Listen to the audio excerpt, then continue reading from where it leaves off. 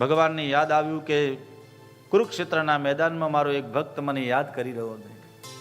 ભગવાન બીજા દિવસે રોકાયા છે. સવારમાં પોતાના પાંડવોને લઈ અને જાય છે. રાત્રિના સમયે યુધિષ્ઠિરના કમરાનો, એમના રૂમનો પ્રકાશ, લાઇટ ચાલુ હતી, અજવાળું જોયું. અને ભગવાન એવા છે, બધાને સુવડાવીને સોવે છે. યોગેશ્વર ભગવાન, કેવી લીલા છે એમની. યુધિષ્ઠિરના મહેલમાં દીવડો ચાલતો જોયો. ત્યાં જઈને પૂછ્યું યુધિષ્ઠિરને, મોટાભાઈ કેમ જાગો છો? યુધિષ્ઠિરે કીધું, મને બહુ દુઃખ થાય છે. કેમ? અરે મેં આ બધા મારા સગાવાલા ભાઈઓને, કુટુંબીજનોને મારી રાજગાદી પર. મેડમ પ્રત્યે, શિક્ષક પ્રત્યે તમને આદર નહીં હોય તો તમને એમની કોઈ વાત ઉતરશે નહીં. એ મેડમ પ્રત્યે, શિક્ષક પ્રત્યે તમને આદર નહીં હોય તો તમને એમની કોઈ વાત ઉતરશે નહીં. પહેલાનો અભ્યાસ બાળકોને એકદમ સુદૃઢ રીતે મનમાં બેસતો ને એનું કારણ કે શિક્ષક પ્રત્યે આદર હતો, ગુરુનો ભાવ હતો. અને ગુરુ પાસેથી ભણેલી વિદ્યા જીવનમાં, સંસારમાં ઉપયોગી પણ બનતી. આજે શું થાય છે, કોઈને ગુરુ પ્રત્યે, કોઈ શિક્ષક પ્રત્યે ભાવ નથી રહ્યો. પૈસા આપીએ છીએ ને આપણે, તો પૈસા દઈએ છીએ ને તો કરશે એનું કામ, આપણે આપણું કામ કરીએ. આપણે પૈસા દેવાના જ છીએ ને. પણ એવું નહીં, આપણને એના પ્રત્યે ભાવ હોવો જોઈએ, એના પ્રત્યે આદર હોવો જોઈએ. શિક્ષકને ટ્યુશનના આપી દઈએ, આપણે સ્કૂલમાં પગાર આપી દઈએ, એટલે ફી આપી દઈએ, એમાં સંસ્કાર નહીં આવે, ધર્મ નહીં રહે. એના પ્રત્યે ભાવ હોવો જોઈએ, ગુરુ પ્રત્યે, શિક્ષક પ્રત્યે. અહીં અર્જુનને ભાવ હતો એટલે અર્જુનને એ જ્ઞાન સમજાણું ગીતાજીનું. ભગવાને કેટલું બધું સમજાવ્યું પણ યુધિષ્ઠિરને એક પણ છાંટો ઉતર્યો નહીં.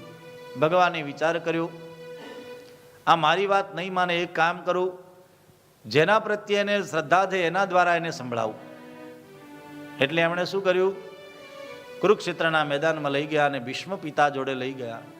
ભીષ્મ પિતા 52 દિવસથી બાણ સૈયા ઉપર સૂતા છે. 52 દિવસથી બાણ સૈયા ઉપર સૂતા છે. અને એ ત્યારે ભગવાન ત્યાં ગયા છે પાંડવોને લઈ. ઘણા બધા ઋષિઓ પણ આવ્યા છે. પર્વતો, નારદો, ધૌમ્યો, ભગવાન બાદરાયણ, ભરદ્વાજ, રેણુકાસુદ, વશિષ્ઠ, બધા ઋષિઓ સાથે ભગવાન આવ્યા. ભગવાને કીધું, દાદા આ બધા તમારા દીકરાઓ આવ્યા છે, એમને કંઈક ધર્મનો ઉપદેશ આપો. તમારી પાસે તો ઘણા વર્ષોનો અનુભવ છે રાજ્યનો.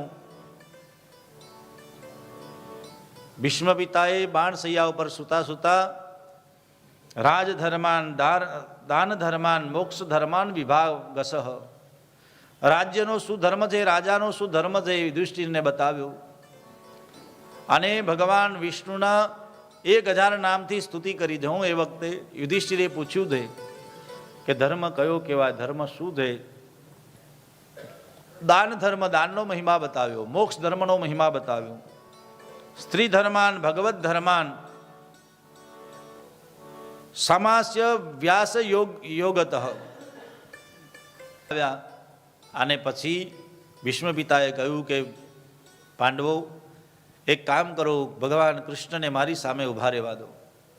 યોગેશ્વર ભગવાનને મારી સામે ઊભા રહેવા દો. ભગવાન કૃષ્ણ સામે ઊભા છે અને ભીષ્મ પિતા બાણ પથારીમાં સૂતા કરે છે.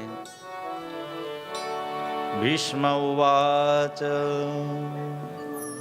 ઇતિ મતિરૂપકલ્પિતા વિતૃષ્ણા ભગવતી સાત્વત પુંગવે વિભૂમ્ની સ્વસુખમુપગતે ક્વચિદ વિહર્તું પ્રકૃતિમુપેયુષી યદ્ભવ પ્રવાહ. હે પ્રભુ, મારી મતિરૂપી કન્યા હું તમને પરણાવવા માગું છું. અને યાદ રાખો સજ્જનો, ભગવાનના ચરણોમાં આપણી મતિરૂપી એટલે કે બુદ્ધિ ભગવાનના ચરણોમાં અર્પણ કરીએ તો ભગવાન આપણું બધું સંભાળી લે.